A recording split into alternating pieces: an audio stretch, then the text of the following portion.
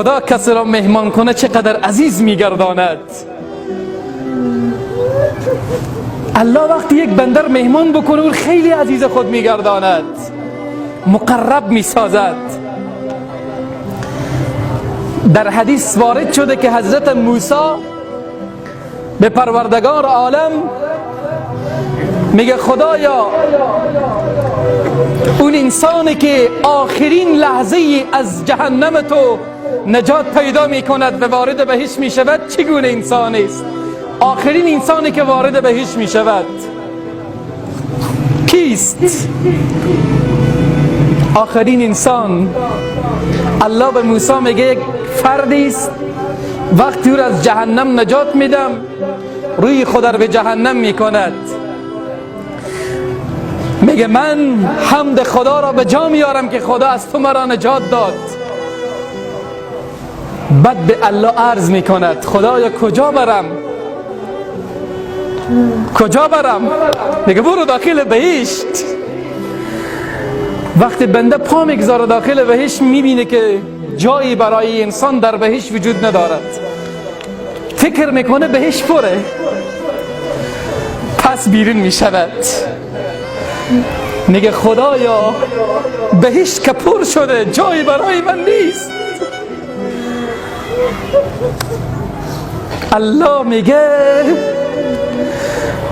بنده من آیا به اندازی پادشاهی بزرگترین پادشاهی دنیا میخواهی برای تو بدم؟ بنده میگه خدایا تو رب العالمینی، مرا مسخره میکنی. چقدر انسان عزیز خدا میشود، چقدر انسان با خدای خود ارتباط برقرار میکند. این گفتگوی خودمانی را بنگرید که بنده به خدا میگه خدایا مرا مسخره میکنی. خدا با بندگانش این گونه خودمان میشود که بنده در برابر پادشاهی بزرگ استاده میشود، میگه خدایا مرا مسخره میکنی.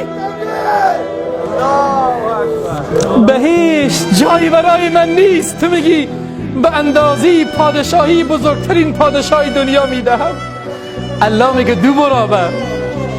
بنده تعجب میکند. الله میگه 3 برابر. الله میگه 4 برابر. بنده میگه خدایا راضی شدم. الله میگه 10 برابر. برو در بهشت، 10 برابر پادشاهی دنیا برای توست. خدای بندگانم عاشق تویند که میگرید.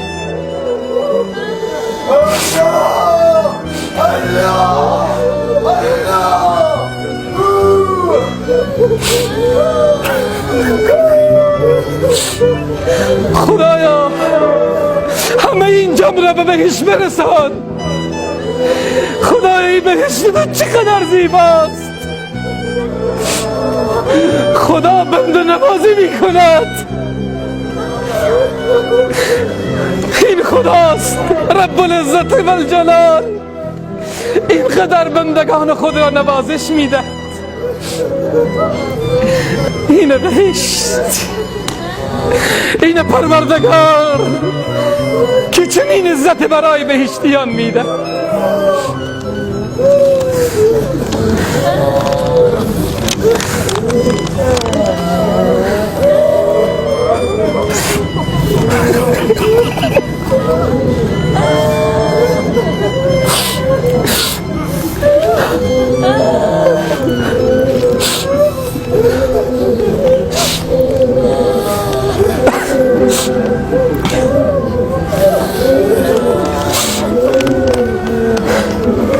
جنات عدن يدخلونها، جنات عدن يدخلونها يحلون فيها من اساور.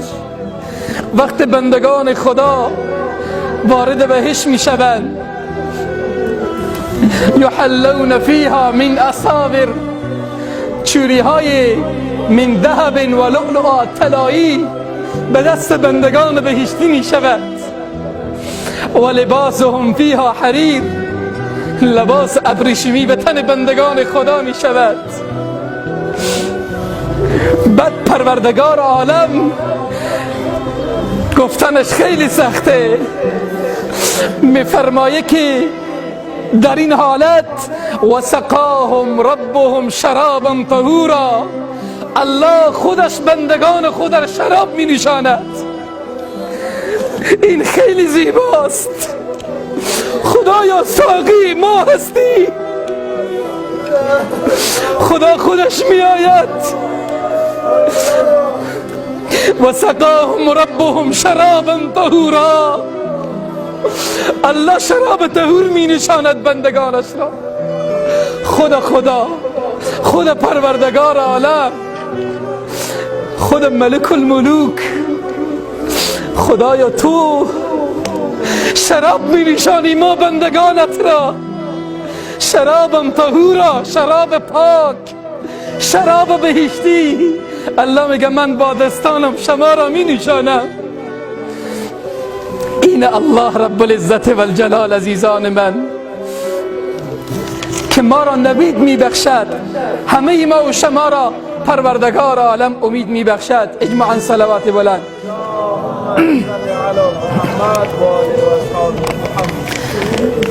بالاتر از همه جنت الفردوس پروردگار.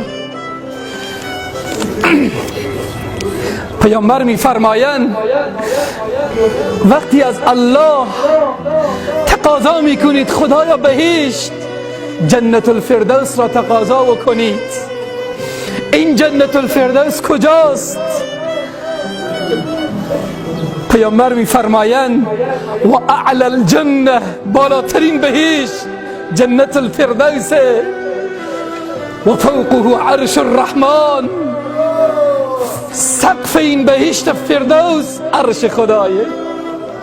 خدایا چی می شود آن روزی که در بهشت و در جنت الفردوس قرار بگیریم، سر خود را بالا بکنیم، سقف خانه ما عرش تو باشد.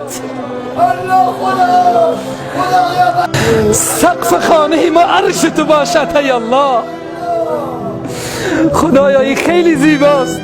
در بهشت در کنار پیامبرت باشیم، سر بالا بکنیم، عرش تو را ببینیم. و بالاتر از خود بهشت، بالاتر از جنت الفردوس، زمان است که رب العزت پرده بر می دارد و بندگان خدا رب خدا را مشاهده می کنند. رب العزت و الجلال را تماشا می کنند. با دیدار خدا بهش فراموش می شود. وجوه یومئذ ناظره، روحا تر و تازه و تابانه، الی ربها ناظره، الله خدا را تماشا می کنند، پروردگار خدا را می بینند. در بهشتی الله، در مهمان سرای خدا الله منو تو رو مهمان می کند تا پرده را بردارد، جمال خود را برای بندگانش نشان بدهد. من و شما به چنین روزی ایمان داریم و باور داریم و عقیده داریم عزیزان.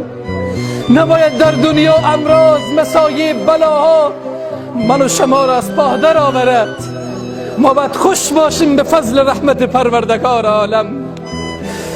خدا خودش آماده می کند این بهشت را برای من و تو.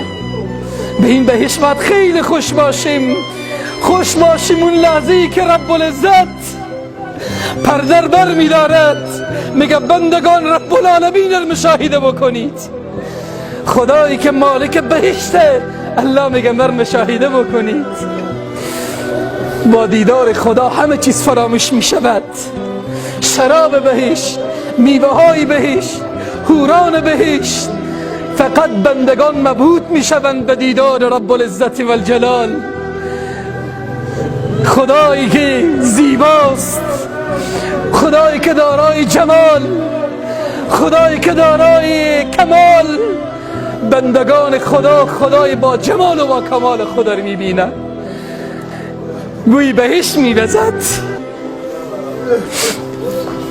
زمان انسان می خواهد داخل بهشت بره، قلبش باید یک بهشت باشه و امروز قلب ما و شما بهشت دل شده و بوی بهشت میوزد. به این بهشت رب العزت امید داشته باشیم، خوش باشیم که پروردگار عالم بندگان خود در بهشت نوازش میده.